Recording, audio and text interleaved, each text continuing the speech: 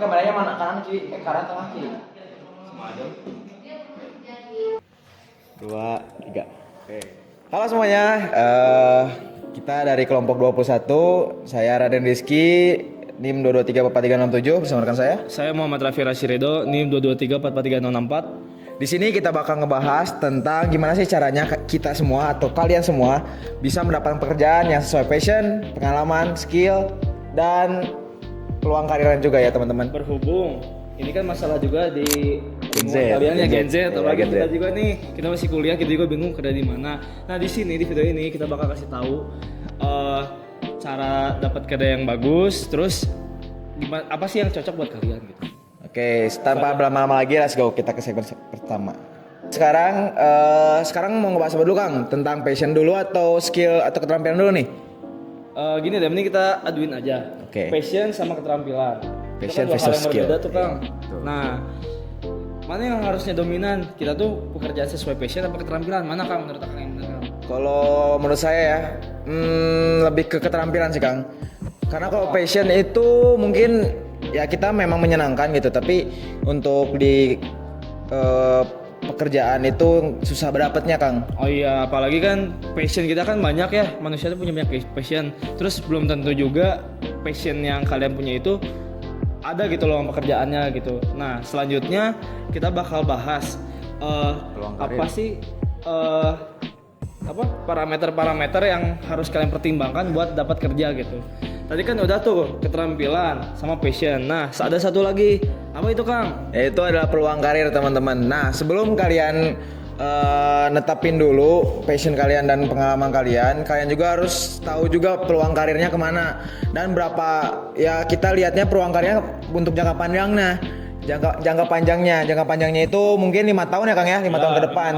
Minimal banget itu, minimalnya itu 5 tahun ke depan. Ya apalagi nanti kan kerja kita awalnya emang buat sendiri, kalian pasti kerja buat sendiri bagi fresh graduate nanti kayak kita nantinya walaupun masih kuliah.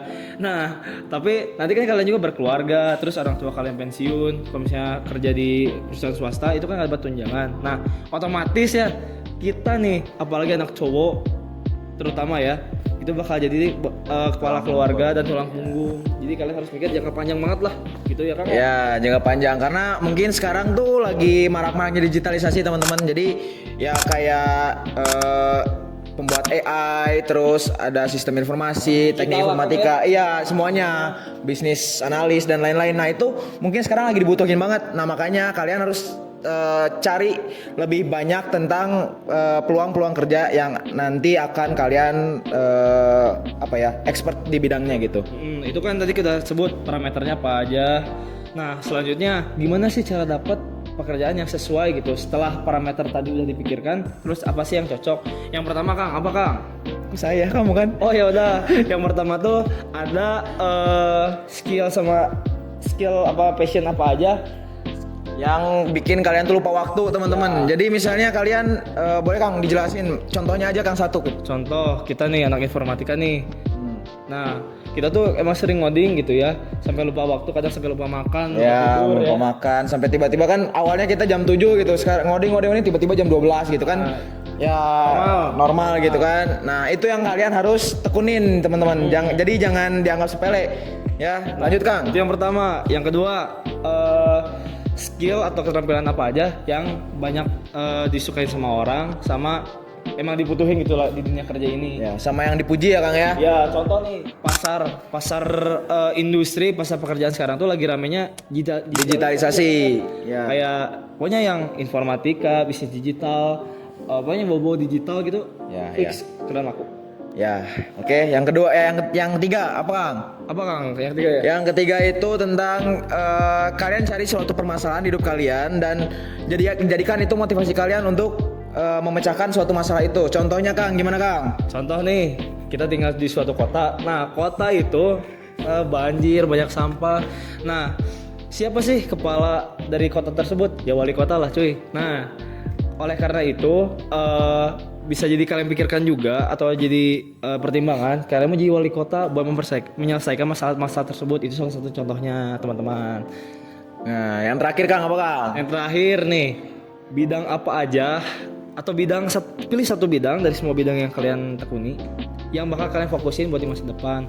Walaupun manusia kan sejatinya makhluk yang belajar ya, apapun dipelajarin. Ya, Cara nggak sadar gitu, kayak kita bernapas gini juga belajar gitu sebenarnya. kita berjalan juga belajar Ya, gitu belajar kan. belajar melangkah. Nah, ya emang kalian tuh harus tekunin satu bidang gitu. Jadi kalau misalnya kalian kerja gagal, kalian masih ada bidang-bidang tertentu gitu, satu bidang yang emang kalian expert gitu.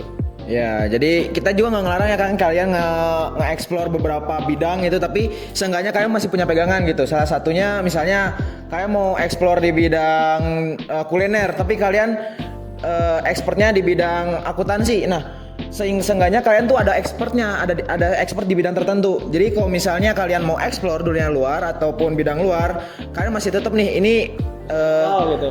apa ya, kayak skill aku banget nih di bidang aku banget. Nah, kayak gitu teman-teman. Acuan lah nantinya. Ya. Nah, mungkin segitu aja ya Kang ya videonya. Ya. Sekian dari saya Muhammad Rafi Ridho. Saya Raden Rizky. Mohon maaf ya ada salah kata ya. Kalau mau komen silakan. Kita jadi kalau kita- diskusi ya, ada diskusi aja teman-teman. Jadi jangan takut-takut, jangan malu-malu, kita diskusi aja. Yes. Oke. Mungkin segitu aja. Terima kasih. Assalamualaikum warahmatullahi wabarakatuh.